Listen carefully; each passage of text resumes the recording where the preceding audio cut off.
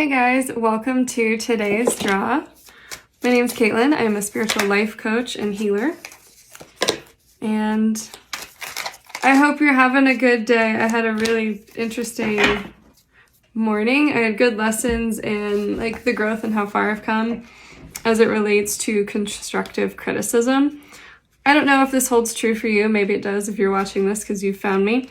But there was a point in my life where I most definitely took any sort of constructive criticism, regardless of how well it was delivered by any other person, as just a huge detriment to myself. There was always a story I was making up about how I wasn't good enough or I wasn't worthy if someone was correcting me. And I didn't even outwardly think that I was perfect or I was doing it correct or had to be right all the time, but any feedback on possible improvement, I could barely handle it without tears. And today I got to get a good earful of it from a couple people, and it was so welcome. I was like, yes, please tell me how I can do better at this. I want to know, I want to grow, I want to learn. And I spend so much time trying to do 1% better. And I don't ever think about it that way, maybe occasionally, but daily I'm doing things to improve.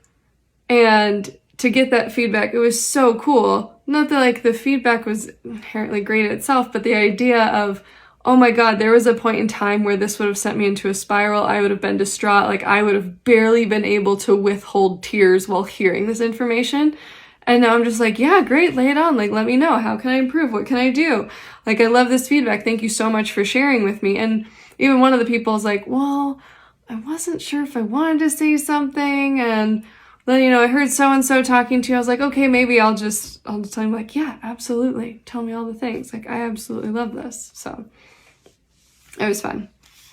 Anyway, our first card for the day is the Knight of Cups. And just as Gaston broods and schemes when his marriage proposal is rejected by Belle, the reverse Knight of Cups represents possessiveness, jealousy, and immaturity. This tarot card reminds you that setbacks and rejection are inevitable parts of life. Sometimes it is best to accept them and move on.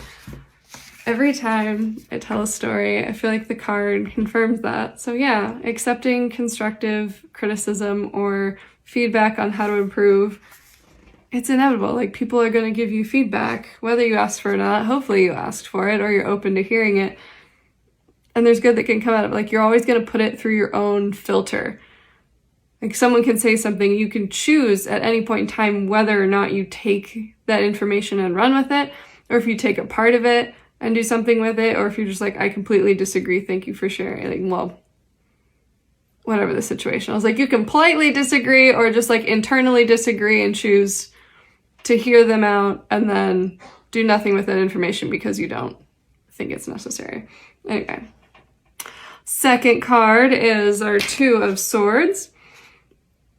And it represents that you're in a confusing conundrum. A decision looms, but you're having trouble making up your mind. Ensure that you have all the facts before making a decision.